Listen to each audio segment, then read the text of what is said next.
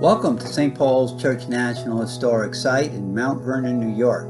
This is part one of a two-part program that explores the interesting story of the transition of St. Paul's from church to national park site. A look into the final years of St. Paul's begins with the colonial restoration of 1942. Over the previous generation, the Episcopal Church had endured declines in size of congregation, conditions of facilities, and available resources. Calculating that icons endure, the church's minister, Reverend Harold Weigel, chaperoned the restoration as a strategy to sustain the church as a religious community. With financial support and guidance from President Roosevelt's mother, Sarah, a campaign to generate funding for the project impressively raised about $42,000, out $600,000 today. Utilizing the specifications of the original St. Paul's pew plan and the architectural experience of the Boston-based firm that had restored colonial Williamsburg in Virginia, the project was an impressive achievement. But as a strategy to reverse the decline of the church, the refurbishment failed to realize its goals. It was a physically limited formation, merely turning back the clock on the spatial layout of the church's interior. It lacked a corollary drive to address the broader reasons for the decline of the parish, the gradual but steady transformation of a centuries-old residential community into an industrial corridor.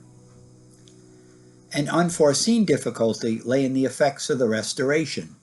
Turning the sanctuary into a monument to the 18th century layout of a church generated a large following for special historical commemorations, but it was resented by some of the regular Sunday attendees who preferred to worship in a sanctuary corresponding with the expectations of people living in the 20th century. Some of the families in an already struggling parish joined other Protestant congregations. An additional indication of the decline was the spillover from the men's shelter adjacent to the church. Since the 1930s, the three-story facility had served as an adjunct of New York City homeless shelters, drawing men by means of the nearby Dyer Avenue subway who could not obtain beds in Manhattan shelters.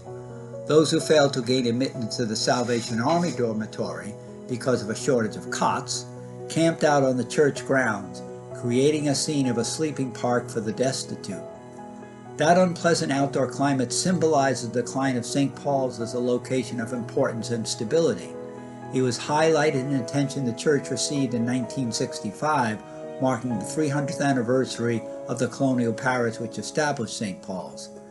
A journalist visiting the Mount Vernon site reported that the church was entering its 4th century with about as many vagrant drumps in its cemetery at night as it has devoted parishioners in its pews on Sunday. Attendance has dwindled to an average of 17, while the old burial ground's rising popularity for alcoholic lapses of homeless men was attested today by hundreds of empty whiskey bottles and beer cans among the tombstones. Constant problems of trespassing, vandalism, and desecration reinforced an unfavorable impression of a regressing institution lacking the ability to adequately uphold the physical plan. In context, the 1960s and 1970s was a time of widespread lapses in the maintenance of parks, landmarks, and historical properties in the New York area. Public and private budgetary shortages led to reductions of resources to sufficiently preserve those places.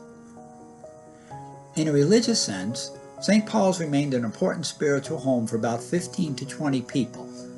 In the final 2 decades, the congregation was a racially mixed community of white families who had grown up with St. Paul's and a group of black Caribbean immigrants who embraced the church through the influence of a woman named Ruth Harewood. A native of Trinidad, Ms. Harewood immigrated to America in 1947, settling in the northern Bronx. She discovered St. Paul's in the 1960s at one of its naders, recalling only 6 worshipers kneeling in the pews on a Sunday morning. Intrigued with the stone edifice, Ms. Harewood organized transportation caravans to the church for parishioners from her neighborhood, about a 10-minute drive. Like her, these members adhered to the Anglican faith on their native islands and found a natural home in the Episcopal Church. Many church-sponsored and community events continue to enliven the parish hall, today's museum, at St. Paul's National Historic Site.